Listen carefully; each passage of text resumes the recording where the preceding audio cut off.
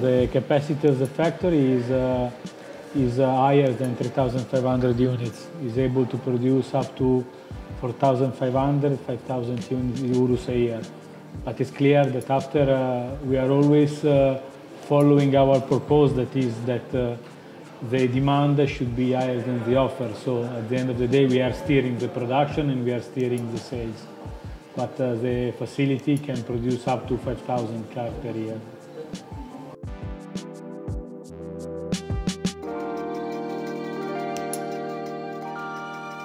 Close 50% can change the balance between 60, 40, 40, 60, because every model has its own life cycle. So there is the first 2 or 3 years that is the peak, and after there is a decrease, and after there is an increase again. So we are balancing the life cycle of the different products. But our goal is to stay in the range between 60 and 40%, more or less, between super sport car and SUV. To give you a peace of mind, this year we did almost 4,000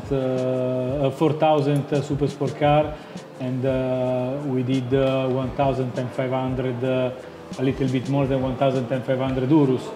Next year, so 2019, we are going to produce maybe the same number or a little bit less super sport car and a little bit more of Urus. So it's depending on the year, but we don't want for sure to move all the focus on the SUV and will not become an SUV factory. Even if for us the Urus is not a real SUV, is an all-around super sport car. So the characteristic of the Urus, being the first super sport SUV, is very close to a super sport car. If you have the opportunity, or if you will have the opportunity to test the car, you will discover that it's just a super sport car with a body type of an SUV, but it remains and it is a super sport car. And this is something that is stick to the DNA of Lamborghini. We are super sport car manufacturer. We are not other kind of car manufacturer. We are speaking about the introduction of a new complete model line that is different in terms of not only of production, not only in terms of product, but in terms of customer base, in terms of customer requirement, in terms of service. So this is something that is taking all the remaining time besides the time that we are dedicating to our super sport car. So this means that it's something that is happening once every decade in a company like Lamborghini. So as I told and I showed before, in 2010 we were selling a little bit more than 2,000 units. Now this year we were over 5,500, next year over 7,000 we can target already, and next year means 2019, sorry. Our focus is all on the third model. It's clear that a company like us should always look forward. We told before, we are pioneer, we want to look always forward, we don't want to miss the opportunity of the future.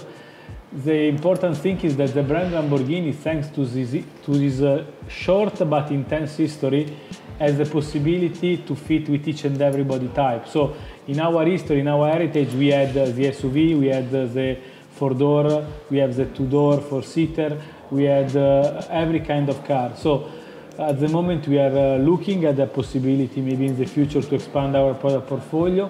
We have not decided yet what could be the body type and the kind of car that we are doing. We have even not decided when this car can arrive. Is something that is in study. Is the best engine that we can have for the next years. For sure, we will have upgrade during the life cycle of the Urus. Maybe also in the direction of having hybrid. But I think that now with the engine that we have, we are best in class, absolutely, comparing each and every other SUV or luxury SUV that is in the market. The next generation, the Aventador, will keep the V12, because the V12 is the icon of Lamborghini. It's something that is fundamental for our customer. We did several research and they want to have the V12, but we are also aware about the trend of the future, the possibility that hybrid is giving in terms of boost, in terms of additional power, and also we need also to take a look at the CO2 regulation. So yes, the right-hand powertrain that we choose for the next generation of Aventador is the V12 hybrid engine. Yes. So the natural aspirated engine is a plus for us because for two main reasons. One is the emotion that we can give to our customer, not only in terms of sound, that for sure is much better than the turbo, but also in terms of responsiveness and in terms of torque. And this is something that for super sport car is the best choice that we can feel at the moment. So while for the Urus the best engine for the profile of the car was a turbo engine, because you need the torque, you need to have also off-road, the kind of responsiveness and the kind of behavior of the natural aspirated engine is uncomparable at the moment in the super sport car field. On top of this, the sound is completely different, and our customers are living also for emotion, not only for number of horsepower. Say that also in terms of horsepower, we demonstrate that with the Performante we were able to set among the direct competitors. So the direct competitor means the Ferrari 488 or the McLaren 720. We were able to set the best lap time in the Nürburgring. So at the end of the day, a super sport car is not just the engine is the earth, should be really the best possible, but it's a matter of driving dynamic, driving control and aerodynamics. And this at the end of the day is making the perfect mix, as we demonstrate with the Huracan Performante, and also as we will demonstrate with the Huracan Evo. That is something that is unbelievable in terms of performance and in terms of driving dynamic. Say that the future, it's something that we are looking for. For sure we are thinking about the next generation of Huracan that is gonna come in some years. So we are still believing that the actual product is the best product that we can do, and we are not closing any door to possibility for the future of the Lamborghini for the follower of the Huracan. So we are analyzing all the possible scenarios.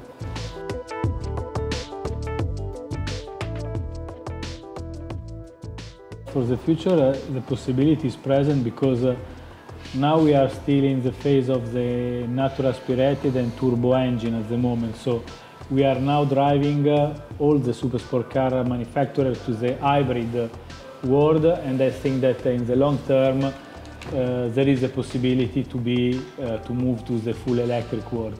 With the third millennium, we wanted to start really a study to understand which could be, together with the MIT, the real concept for a future super sport car fully electric.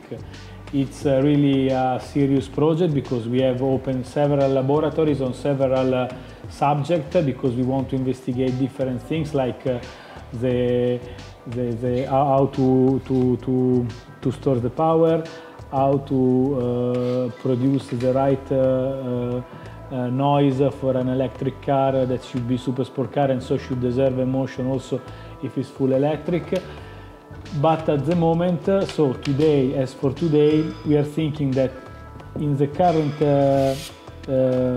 period there is not the technology to have a super sport car full electric. The reason why is mainly the battery, in terms of weight, in terms of power, and in terms of repetitiveness of the performance, because the risk is that you have one lap time at the Nürburgring and after the car is discharged and you cannot do anything. So performance for us means also to last the performance, not only to have one peak of speed or one peak of acceleration. Say that, as I told you before, there is a trend that is pretty clear in our mind, that is going from the combustion engine, is moving to the hybridization, and finally, but the time is not clear so far, will be for sure after 2025, 2026, and for super sport car maybe even after 2030 most probably, because super sport car need really to have a different kind of concept for the battery in order to deserve performance in a continuative way, and there will be also the time for super sport car full electric, but not now, today no.